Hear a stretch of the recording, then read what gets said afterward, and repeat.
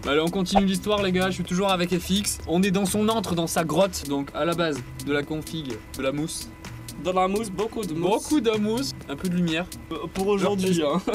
Genre il paraît qu'il y a des cycles jour-nuit et tout, genre sur sa lumière, parce que des fois il reste des heures et des jours et il sait même plus s'il fait jour ou s'il fait nuit ou quoi. Genre C'est comme les tortues ninja dans les égouts, putain.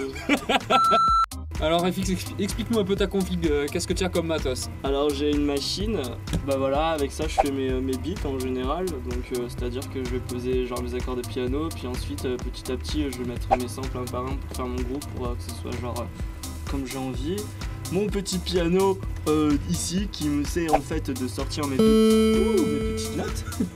J'étais surpris et genre j'ai un autre synthé en fait qui me permet de composer en général mes tracks en acoustique juste avant. Donc voilà, donc en général je compose mes morceaux en acoustique et puis après genre je les refais en version plus ou moins électronique. Mon micro là que j'enregistre où je fais tous mes sons, violon, guitare, harmonica.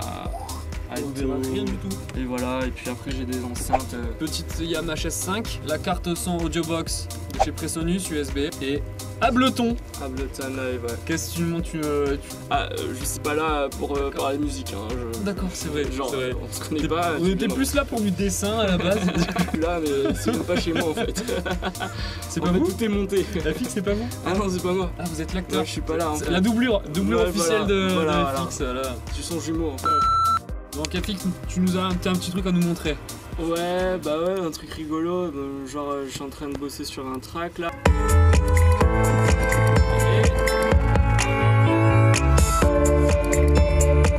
ouais, voilà. C'est ça que je voulais montrer, par exemple, ce genre de petit sample. En fait, c'est genre une vidéo que j'ai carottée sur YouTube. D'un chant vietnamien à la fête du bouddhisme. Et genre j'ai repris et...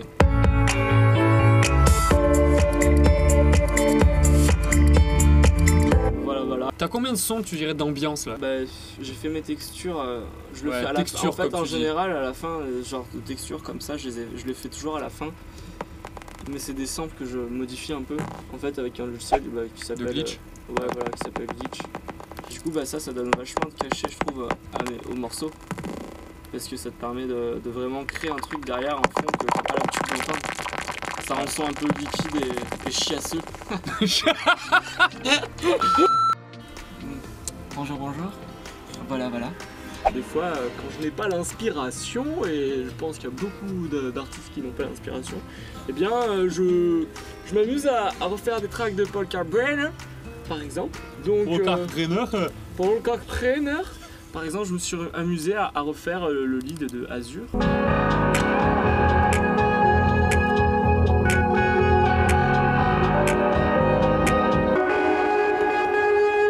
la gardes trop avec le grain et tout, genre. Ouais, grave, ça défonce.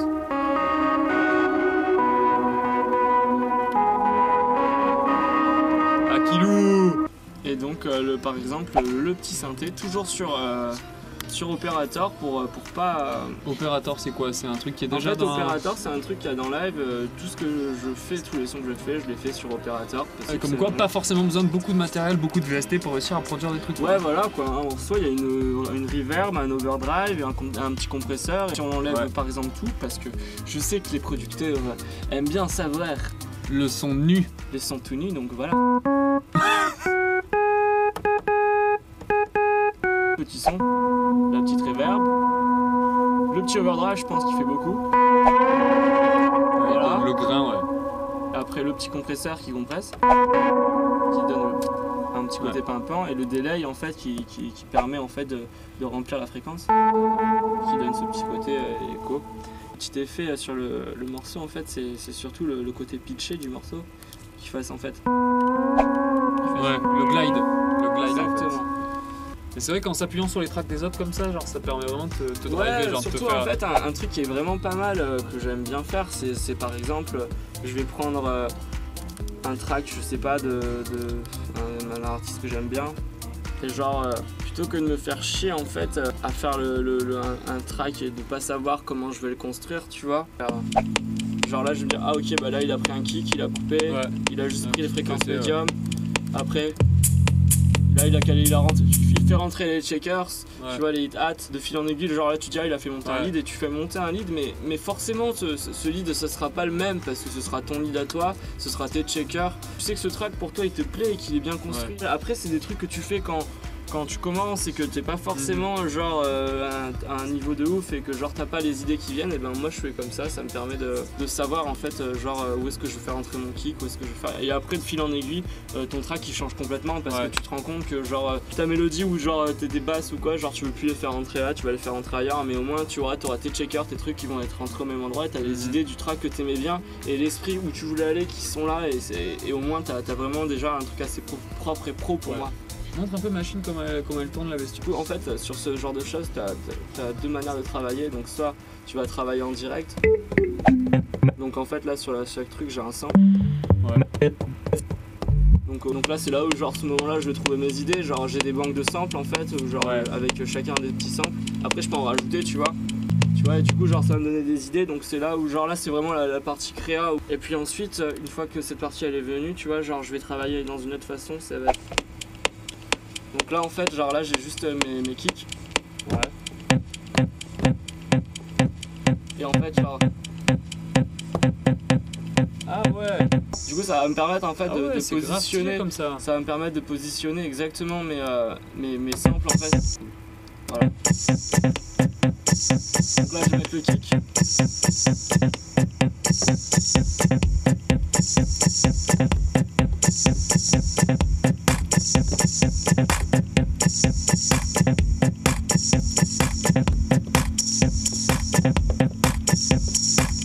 Et après tu sais où ils sont placés tes trucs tu vois, donc tu sais un peu le placement.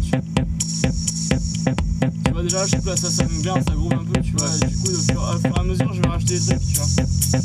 Là je viens de rajouter les hits tu vois.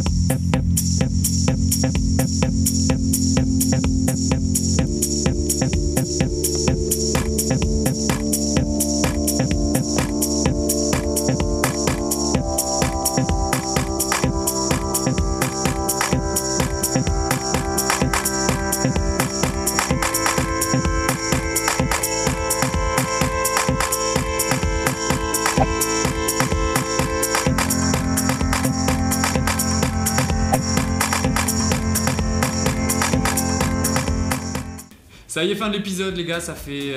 c'est quelle heure là? C'est 22h35, hein, 22h35 quand même, ça Effectivement. fait... Effectivement, on a bien bossé, bien papoté. Ouais. FX il s'est grave livré, il a livré grave d'infos de là-haut là, c'était trop cool. Mention spéciale pour l'invention du jour. Le porte-micro, une lampe, magnifique, une pomme, un critérium et un micro. Et ouais. Voilà. Comme quoi, avec rien on peut faire beaucoup. Avec rien on peut faire pas grand chose. Sur cette super punchline les gars, je vous dis à la prochaine. Ciao ciao ciao. Ouais, il a une putain de pas de tête. Ouais. Pourtant on l'a fait grossir déjà. On lui a coupé les couilles, ça l'a fait gros. Il a gonflé. Avant il était tout fin du corps, il avait une tête, mec, elle était encore plus grosse. Touché un pauvre bête.